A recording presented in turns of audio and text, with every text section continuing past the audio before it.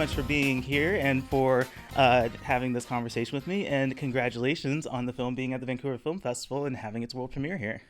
Thank you so much, Thomas. We're very excited.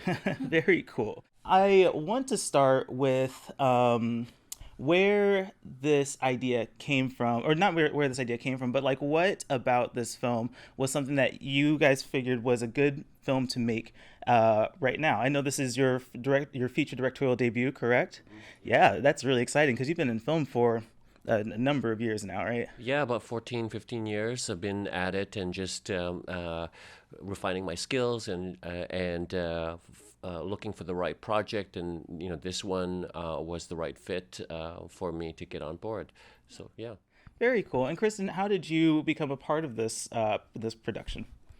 I had actually worked with Jason on a short documentary previous to this, and I had known Gorrman through other previous jobs. And so when Jason approached me with the project, it seemed like a natural fit. And Jason said it's his directorial debut, but it's actually mine and Gorrman's. It's our first feature as well.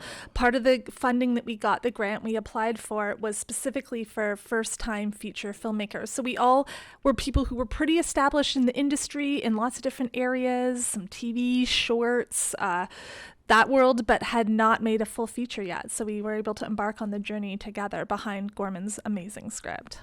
I just wanted to add, Gorrman Lee is the outstanding screenwriter for our first feature, Golden Delicious. So just wanted to clarify that and put that in context. And it's so awesome to see so much talent a part of this film, with, of course, your direction, Gorrman's writing, and then you producing. I think everything came together for this movie to just be a really important story. And I guess, speaking of the story, Jason, you want to kind of give a synopsis on what this film's about? The story is about an Asian Canadian teen who's trying to manage his father's expectations and his girlfriend's dreams, while also discovering his sexuality at a time when young teenagers are being inundated by social media, and how that can confuse young minds. Yeah, and I think there's a lot going on in this story, like thematically, where there is these expectations being put onto this main character. There is the social media component. There's also a family drama aspect to it as well. I mean, as a filmmaker, how difficult was it to juggle that many themes and that many different points in the film, while also executing it as efficiently and as exceptionally as you did here? For me, it was prioritizing Jake's journey of finding his sexual identity. So just coming to terms with who he is, and that was the main plot for the story. And then once I mapped that out, then it was about all the other things, his support structure around him, which included his family, that either subvert that or supported that idea of being confident with oneself, if that makes sense. Because in the story, many of the people are also trying to figure out or trying to come to terms with what they want to do in life and what makes them happy, and so that just adds additional confusion and to Jake. But he ultimately has the courage to face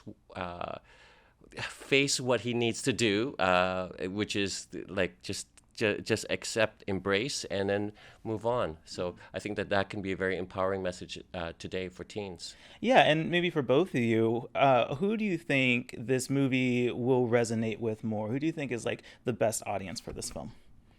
Kristyn?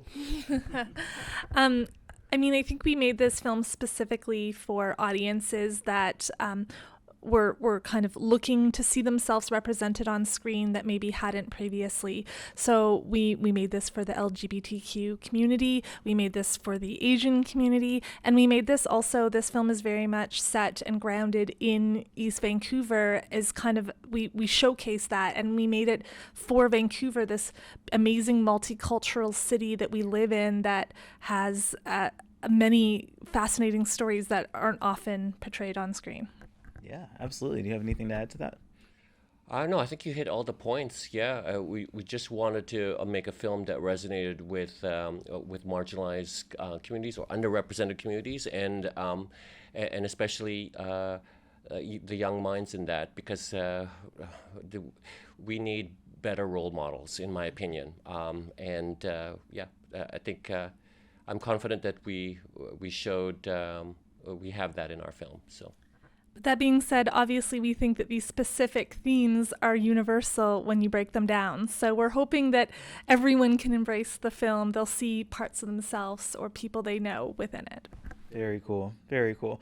Filmmaking, I think about this all the time and how much goes into making a film. There's a lot of challenges. And I know when I ask, like, what's the biggest challenge of making a film, most people say, like, funding, financing it. And then more recently, we also have COVID that also probably posed a major challenge in making the film. Maybe talk a little bit about some of those challenges and how you guys worked around that. I mean, you did talk about the grant, which is awesome that you guys were able to do that. But, like, yeah, how was the problem solving process, I guess, for like making this film, and what challenges did you guys overcome to make it happen? Ooh, sure. Okay. I mean, yes, definitely. Make no mistake, this is an ultra low budget film. We were working with very little resources and wanted to kind of create something that really looked a lot more expensive than it was. And we did shoot in the middle of the pandemic before, vaccines had been rolled out. And so we were very much super hyper conscious about keeping our cast and crew safe, even at our low budget level, and taking those precautions. And luckily, we managed to succeed. We had no major setbacks during the production, which I'm so thankful for. And besides that, typical everyday production issues always arise, but we had an incredible team. I'm just really proud of everything that people accomplished with, working together as a team and reaching out for support and helping each other and problem solving any issues that came up. For me as the director, the challenge was working within the restrictions of what we were given during the pandemic. We couldn't have more than 40 people on set, right? So some of the larger scenes, like our end scene, I'm not going to say what it is, but there's a gathering, and so we had to be creative with filling out the crowds. COVID also added additional time for cleaning and preparation, so we were trying to be mindful of that and hit our shots while still working with those extra procedures in our day, right? If you want an interesting anecdote, one of our actual biggest production challenges is we have some scenes set in the high school. And previously we had an arrangement with a high school who was open to having us. And then, of course, when COVID happened and everything got locked down and they were barely letting students in, let alone a production crew. So we definitely were searching high and low for anything that could act as a high school. And kind of almost at the very last minute, we were informed of and managed to reach out to a high school that was set to be demolished, so it was empty. And we're able to coordinate with them and get in and shoot in an entirely empty, kind of abandoned high school building for 3 days. So that was incredible because we were really kind of starting to panic at a certain point. How fortunate. Very cool. Well, I mean, the film turned out fantastic. I really applaud you guys for what you accomplished with this film, and I'm excited for it to have its world premiere and for people to see it, and for it to apparently start doing the film festival thing. It's going to be in Seattle for the Queer Film Festival as the closing night film, right? How excited are you guys about that? It's great because I made this film as a love letter to Vancouver, and now I get to share it with the rest of the world. And I'm very excited about that. I'm very proud that Vancouver actually plays itself. Mm-hmm. Yes, this is something I talk with my Vancouver friends a lot, because we see plenty of films that are filmed in Vancouver. We recognize some of the backdrops, but it never plays itself. So well done. I appreciate you doing that. Thank you. Yeah. Just a final statements. Anything else you guys want audiences to know about the film if they're interested in seeing it or seeking it out? Well, if If people are interested, we have a website, goldendeliciousfilm.com, and it lists down all our upcoming screenings. We are also opening night at the ReelWorld Film Festival in Toronto, and that's October 12th. You guys are going to be busy. And we're also going to be screening down in Austin Film Festival. Oh, really? So that's at the end of October, and that's also going to be October 28th, November 1st. You have all the dates figured out, yeah. She's on it. So yeah. That's so awesome. Any final statements from you about what people like who are seeking the film out? Yeah.